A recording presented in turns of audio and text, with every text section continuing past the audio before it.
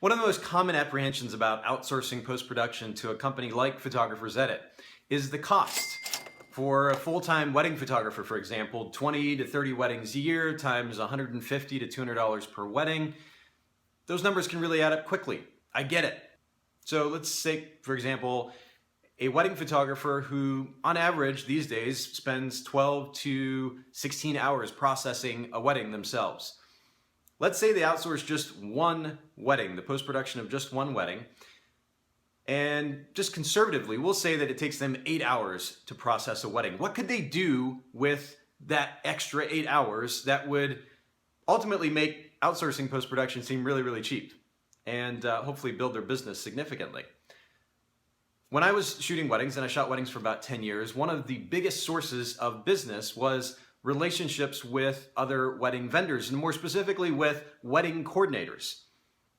So let's say, for example, with the first couple hours of the 8 hours that I saved outsourcing the post-production of this wedding to Photographer's Edit, those first couple hours, I invited my favorite local wedding coordinator to lunch. Just gave him a call and said, hey, look, I would love to have the opportunity to work with you this season. Can I take you to lunch? We can chat business, chat life. I want to get to know you a little bit better, but I'd really love the opportunity to work with you this season.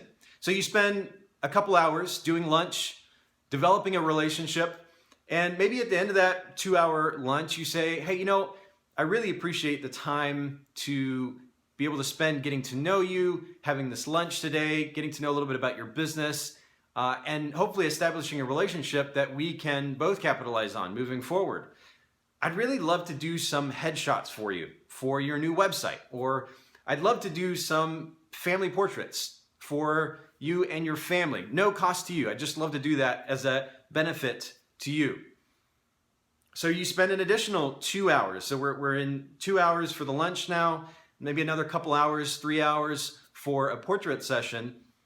What you've done with that 4 to 5 hours of effort, 4 to 5 hours of one 8-hour wedding that you've given to Photographer's Edit or some other company, or maybe even an in-house editor, you've already begun to establish a relationship with a wedding vendor that could result in thousands of dollars in business in the upcoming season and the seasons to come. And you still have 3 hours left, 3 to 4 hours left that you could spend working in your business, certainly, but you could also give to your family or to a local charity or whatever the case. But I wanted to give you a picture of what is possible, because it's easy to say $200 from my $3,000 or $4,000 wedding. That's a lot of money. That's a chunk of my profit margin that I'm giving away. But you have to consider the bigger picture. What can be done with that time that you are gaining that could actually build your business so that $200 would seem like nothing? And I think the example I gave, one of many potential scenarios, is a great example of how you can actually make an incredible amount of money outsourcing just one wedding, much less that 15, 20, 25, 30 weddings that you may be photographing this season. So I think the real question in the end is not, can you afford to outsource post-production, but can you afford not to outsource post-production?